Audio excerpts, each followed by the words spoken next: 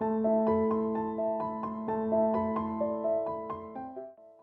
this video, I will discuss a life-changing habit of value judgment that I learned from Stoic philosophy for self-development and personal growth. If you take this message to heart and watch the video without forming any judgments, it can transform your life.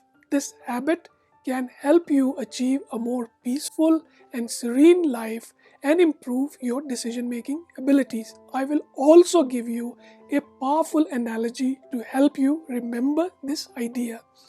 This practice is simple but not easy. This video is packed with ideas, so let's dive in. What is value judgment? It's natural for us to assign labels of good or bad to almost anything, no matter how insignificant it may be.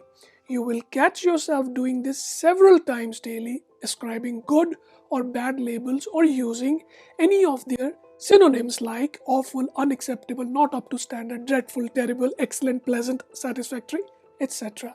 The list of such value judgments is endless. The Stoics believed that there is only one thing in life that is truly good, and that is virtue. On the other hand, there is only one thing that is truly bad, and that is vice. The only thing we can control is our moment to moment to moment character, which ultimately determines our actions. Therefore, we can always do good things if we can maintain our character and virtue, and the words good and bad should be only used for our character. Why should you suspend judgments? Epictetus, one of the most prominent philosophers of Stoicism, believed in suspending judgments. Stoic psychological theory suggests that we subconsciously or explicitly judge everything we pursue. Every situation has numerous factors, making it impossible to know the complete truth. Therefore, the most sensible approach is to suspend judgment. When you encounter someone who behaves in an insulting manner, it can be difficult to resist reacting. However, it is essential to consider that the person may be going through various challenges such as anxiety, illness, mental instability, or even a sense of entitlement that is causing them to act that way. According to Stoic philosophy, it is advisable to display compassion rather than reacting negatively in such situations. There are many different factors in every situation that we can't possibly know, and the ethical thing to do is to suspend judgments. I know you may argue that such advice promotes passivity or weakness, but this is not true with Stoicism. The philosophy of Stoicism does not condone being a pushover or a loser. Instead, when faced with an injustice, the Stoic virtues of courage and justice will kick in, compelling you to act with courage and stand up for injustice. By doing so, you can avoid making bad judgments and taking wrong actions based on incomplete information. Taking a more charitable view of others when you don't have the complete picture is a wise strategy to prevent guilt, remorse, or embarrassment. If you want to learn more about the 4 cardinal virtues, I have created a detailed video. I'll link it in the description below. I highly recommend watching it to gain a better understanding of Stoic virtues. How do you suspend judgments? In practice, this means rephrasing your internal chatter or spoken words in a neutral manner to avoid judgment. Objectifying your thoughts makes them more neutral and judgment-free. Let me give you a few examples. For instance, if you encounter someone dressed unconventionally, instead of passing judgment by calling them weird or they are displaying an outre behavior, rephrase your thoughts to say that the person is dressed uniquely.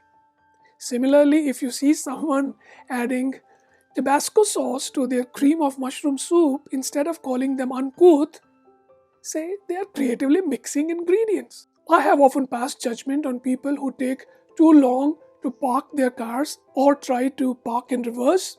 I have labeled them by saying, "Who gave them a license?" A judgment free statement would sound like people must have a reason to park their cars slowly and in reverse direction. I have also labeled people who have pineapple on their pizzas.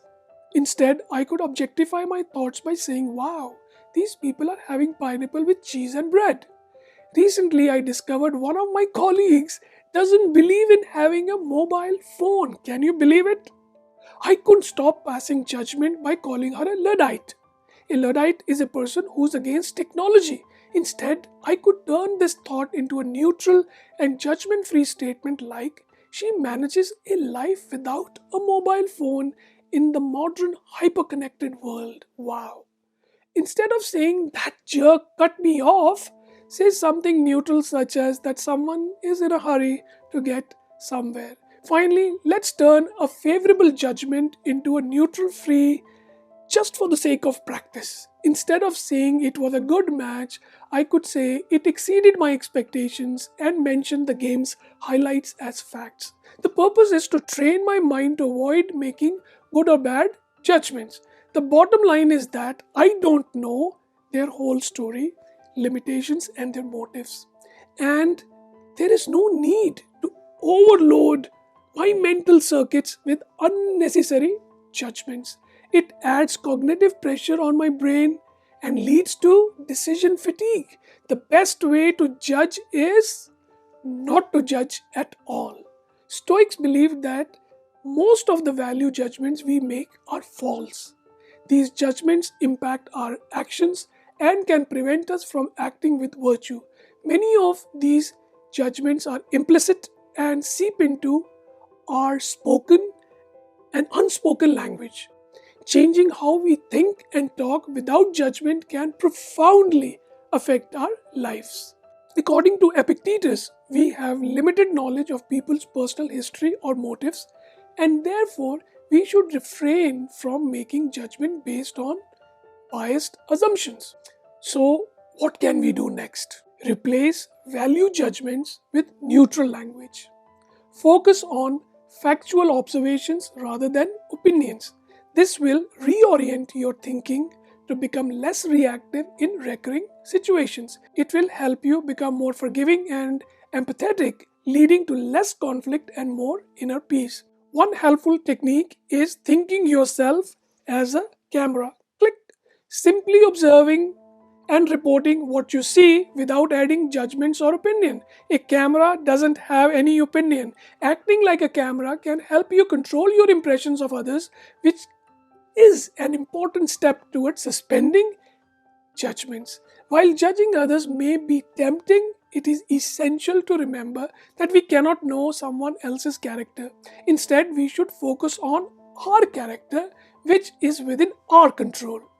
Challenge yourself with this transformative exercise.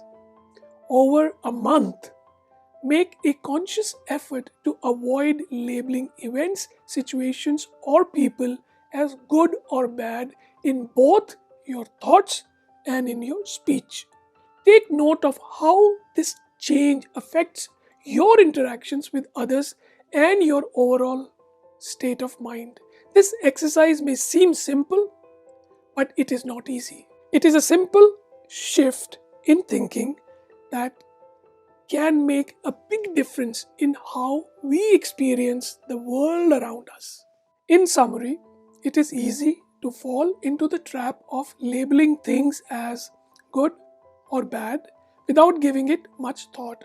However, with little effort, we can reframe our thoughts in a more neutral way.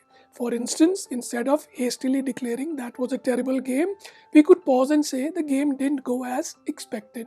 By doing so, we train ourselves to be less judgmental and more open minded. The benefits of this practice are remarkable.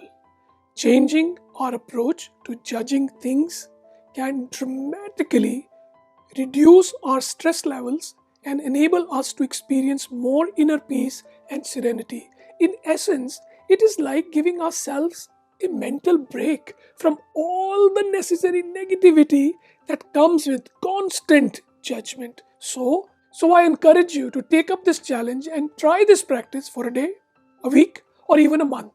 Observe how it transforms your outlook and brings more peace into your life. Try it, explore where this journey takes you, and let me know in the comments below.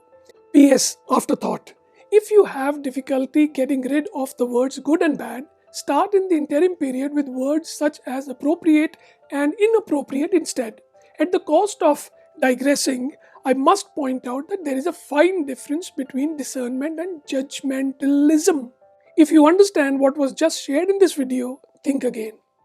Merely watching and agreeing with it will be of little use until you experience it firsthand by practicing it daily. If you care about these topics, I would appreciate your support of my work. Please like, subscribe, leave a comment, and share it with your friends. Until next time, stay curious and keep learning. I'm signing off. Bye for now.